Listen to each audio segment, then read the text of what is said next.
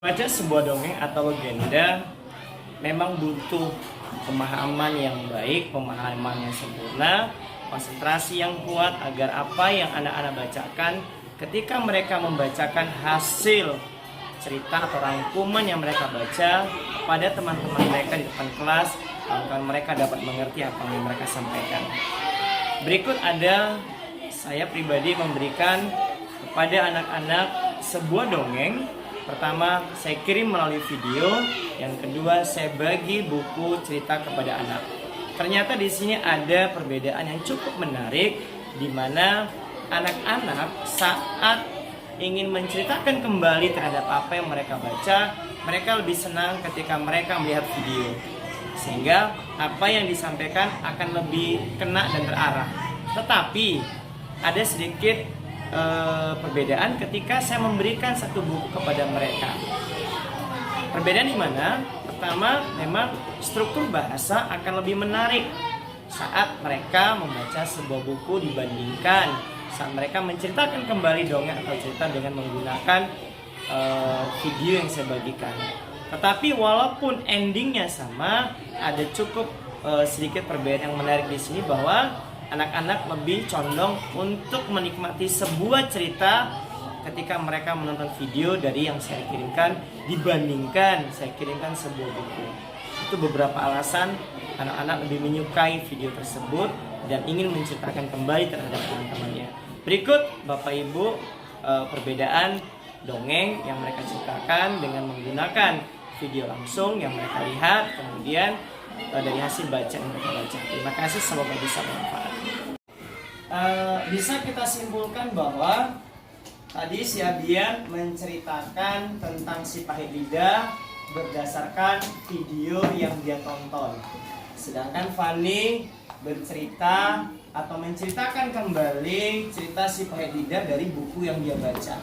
Ada sedikit perbedaan bagaimana mereka mengutarakan, bagaimana mereka menyampaikan satu cerita itu kepada anak-anak semuanya. Bisa disimpulkan bahwa kalau Abian menceritakan dari hasil tontonan itu, bahasanya sederhana dan dia gampang untuk mengingat, dan ceritanya sedikit pendek dibandingkan Fanny yang menceritakan sifat lidah berdasarkan buku yang dia baca. Karena Abian hanya fokus kepada alur cerita yang dia baca, kemudian disampaikan kepada kalian. Sedangkan dari si Fanny, alur ceritanya itu agak lebih panjang, tetapi step by step daripada cerita tersebut akan nyambung, sehingga dia akan lebih menarik. Demikian pemaparan teman-teman kalian perihal dongeng yang dia baca. Semoga bisa bermanfaat, bisa kalian bisa kalian praktekkan sehari-hari, bahwa menolong orang lain adalah perbuatan yang sangat mulia, dan yakinlah bahwa segala sesuatu yang kamu berikan kepada orang lain, kamu bantu kepada orang lain, akan mendapatkan pahala dari Tuhan. Semoga bisa bermanfaat. Assalamualaikum warahmatullahi wabarakatuh. Waalaikumsalam warahmatullahi wabarakatuh. Assalamualaikum warahmatullahi wabarakatuh. Waalaikumsalam warahmatullahi wabarakatuh. Salam literasi. Ayo membaca. Salam literasi. Ayo membaca. Berdirinya saya di sini untuk menceritakan sebuah cerita yang berjudul Si Pahit Lidah. Zaman dahulu kala, di daerah Sumedang, Sumatera Selatan, hiduplah seorang pangeran yang bernama Pangeran Serunting. Ia keturunan raksasa bernama Putri Tenggang. Ia memiliki sifat iri hati terhadap barang apa yang dimiliki orang lain. Bersama istrinya, ia tinggal di sebuah istana. Ia memiliki adik ipar yang bernama Arya Tebing. Serunting memiliki ladang, sama halnya dengan Arya Tebing. Letak ladang mereka bersebelahan dan hanya dibatasi oleh pepohonan. Di bawah pepohonan yang hiduplah tumbuhlah tanaman cendawan. Namun cendawan yang tumbuh itu sangatlah berbeda. Cendawan yang mengarah ke ladang Arya Tebing menjadi logam emas. Cendawan yang mengarah ke ladang serunting menjadi tanaman yang tidak berguna. Hal ini menimbulkan rasa iri hati serunting. Mengapa cendawan yang mengarah ke ladangku menjadi tanaman tidak berguna, sedangkan cendawan yang mengarah ke ladang Arya Tebing menjadi logam emas? Keesokan harinya, serunting menemui Arya Tebing. Arya Tebing, kamu berbuat licik. Mengapa cendawan yang menghadap ke arah ladangmu menjadi logam emas, sedangkan cendawan yang mengarah ke ladangku menjadi tanaman yang tidak berguna? Pada akhirnya serunting menantang Arya Tebing untuk bertarung. Sudahlah, kamu jangan berbohong. 2 hari lagi kita akan bertarung. Bersiaplah kamu, Arya Tebing. Ucap serunting menantang Arya Tebing. Arya Tebing kebingungan. Bagaimana aku bisa mengalahkannya? Mengalahkan serunting, sedangkan serunting adalah orang sakti. Tak mungkin aku bisa mengalahkannya. Arya Tebing mendapat ide untuk memujuk kakaknya. Wahai kakakku, beritahukanlah aku rahasia kelemahan suamimu. Dalam 2 hari lagi aku akan bertarung dengannya. Kalau aku kalah, aku bisa terbunuh. Karena merasa sayang kepada adik, sang kakak memberitahu kelemahan suaminya. Kesaktiannya berada pada ilalang yang bergetar meskipun tak tertiup angin. Keesokan harinya, serunting menjumpai Arya Tebing untuk adu kekuatan. Sebelum bertanding, Arya Tebing menancapkan tombaknya di ilalang yang bergetar meskipun tak tertiup angin. Serunting terluka parah. Karena merasa dihianati oleh istrinya, ia mengembala ke gunung Siguntang untuk bertapa. Di saat dia bertapa, ia mendengar bisikan gaib. Hai serunting, aku akan menurunkan ilmu, tetapi dengan suatu syarat. Kau harus bertapa di bawah pohon bambu sampai tubuhmu tertutupi oleh daun, ucap Sang Mahameru. Baiklah, aku menerima persyaratanmu, jawab serunting. Tak terasa waktu telah berlalu dan tubuh serunting sudah ditutupi oleh daun-daun dari pohon bambu. Ia pun pulang ke kampung halamannya Sumedang. Dalam perjalanannya, ia mengutuk pohon-pohon tebu menjadi batu. Wahai tebu-tebu, berubahlah kau menjadi batu. Dalam sekejap tebu-tebu itu menjadi batu. Sejak saat itu dianya dijuluki orang-orang si pahit lidah. Saat dia sampai di Bukit Serut, ia mulai menyadari kesalahannya dan ia mengubah Gunung Serut yang gundul menjadi hutan kayu. Wahai Gunung Serut, jadilah kau hutan kayu. Dalam sekejap Bukit Serut itu dipenuhi oleh pohon-pohon kayu. Saat dia sampai di desa kecil, yaitu desa Karangagung, ia menemukan sebuah gubuk tua yang menjadi tempat tinggalnya seorang suami istri yang sudah tua renta. Mereka ingin dikaruniai seorang anak. Serunting mengubah rambut si nenek menjadi seorang anak. Wahai rambut, berubahlah kau menjadi seorang anak. Dalam sekejap, rambut itu menjadi seorang anak. Serunting bahagia bisa membantu orang lain. Meskipun kata-kata yang keluar dari mulutnya berbuah manis, tetapi dia masih dijuluki orang-orang si pahit lidah. Ia berusaha untuk menolong orang yang sedang kesusahan. Terima kasih. Assalamualaikum warahmatullahi wabarakatuh.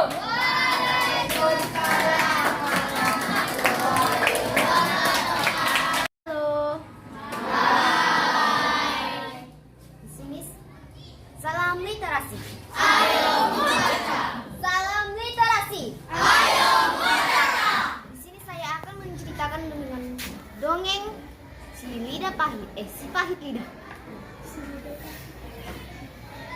Zaman dahulu kala di daerah Sumedang, Sumatera Selatan, hiduplah seorang pangeran yang bernama Serunting.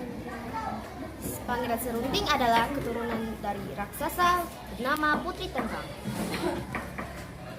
Pangeran Serunting memiliki sifat iri hati pada seseorang. Ia dan istrinya hidup di istana dan ia memiliki adik ipar yang bernama Arya Tebing. Ia dan adik iparnya memiliki ladang yang besar dan dibatasi oleh pepohonan. Pepohonan tersebut menumbuhi cendawan yang berbeda. Satu yang dihadapan ke ladang Arya Tebing menjadi logam emas. Satunya lagi adalah ke hadapan ladang Serunting menjadi tanaman yang tak guna. Serunting pun terbingung dan ia berkata kepada diri, mengapa cendawan yang di hadapan ke ladang Arya Tebing menjadi logam emas, sedangkan cendawan yang di hadapan ladangku menjadi tanaman yang tak guna. Ini pasti ulangnya Arya Tebing. Esokan harinya ia menemui Arya Tebing. Ia pun berbicara, Arya Tebing, kamu licik sekali. Kamu membuat cendawanmu pasti menjadi logam emas. Arya Tebing pun terdiam, terbingung. Lalu Serunting pun bicara lagi, jangan lagi kau bohong. Dalam 2 hari lagi kita akan bertarung. Setelah itu Arya Tebing pun terbingung dan sangat takut. Ia pun bicara dengan diri, bagaimana aku itu bisa mengalahkan dia? Dia kan orang sakti. Ia pun mendapatkan ide untuk membujuk kakaknya. Wahai kakakku, tolonglah aku. Aku akan melawan suamimu dalam 2 hari. Kalau saja aku kalah, aku pastian akan mati. Karena sayang dengan adiknya, sang kakak pun memberitahukan kelemahan suaminya. Kesaktian Serunting adalah ilalang yang bergetar tanpa angin. Lalu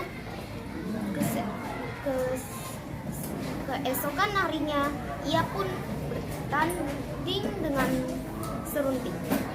Sebelum itu Arya Tebing mencucukkan pedangnya dengan ilalang yang bergetar tanpa angin.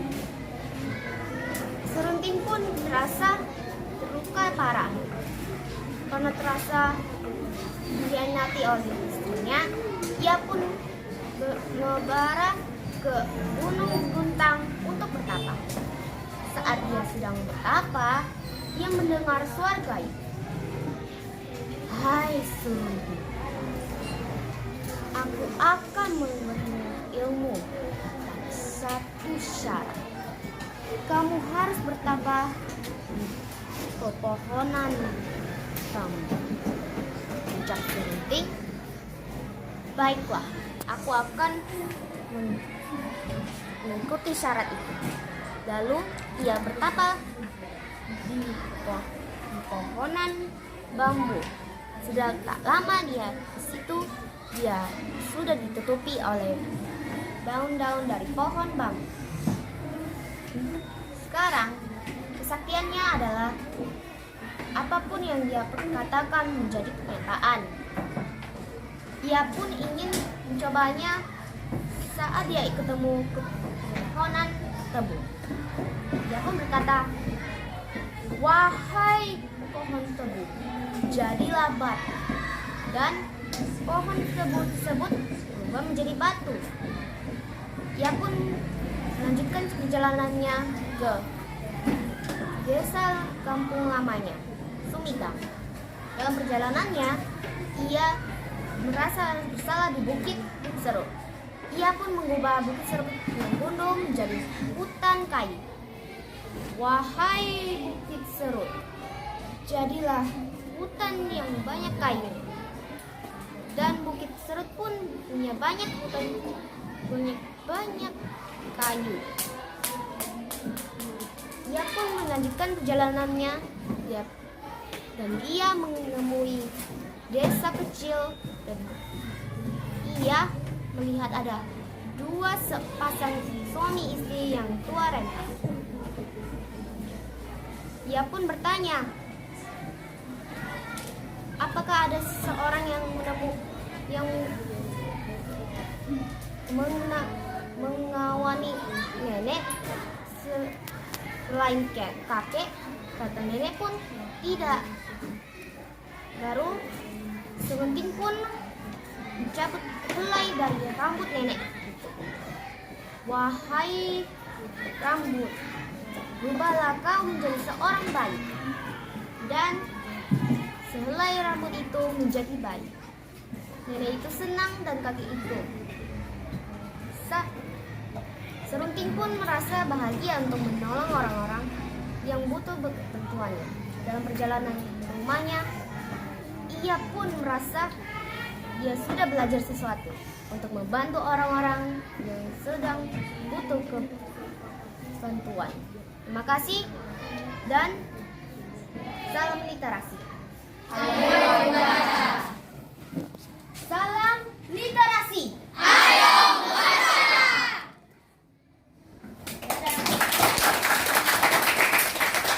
Ini kita akan membuat lagu literasi.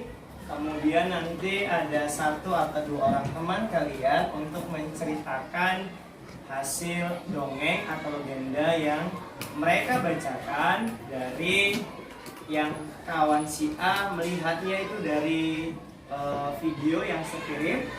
Yang satu lagi si Feni akan menceritakan dongeng berdasarkan buku yang dia baca. Tapi sebelumnya kita nyanyi lagu literasi ya. Masih ingat ya?